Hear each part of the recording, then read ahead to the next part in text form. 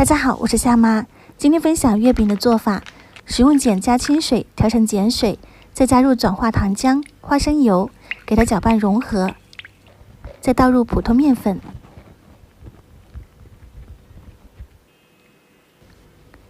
搅拌成这种软硬适中的面团，包上保鲜膜，松弛2到3个小时。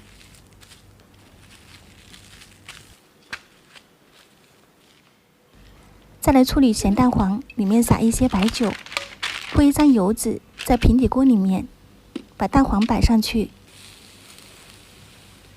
中小火盖上盖子，煎3到5分钟。准备一些莲蓉馅，把烤好的蛋黄包进去，像这个样子就可以了。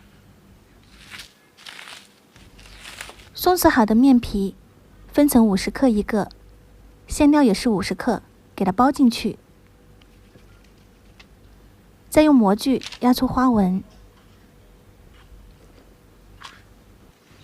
烤箱用的是100克，平底锅的话用的是50克。今天分享2种版本，一种是平底锅，一个是烤箱。烤箱温度参考180度到200度，放进去先烤5分钟。平底版本下面垫油纸，开中小火慢烙，给它翻面，再烙5分钟。准备一个鸡蛋黄，烤好的月饼定型后，表面刷上一层蛋黄液，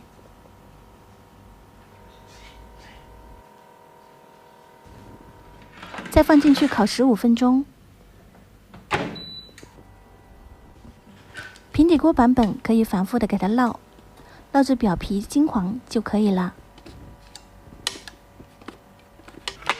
烤好的月饼饼皮会变硬，记得给它密封回油几天，这样吃起来口感会更加的好。喜欢的朋友可以在家试一下。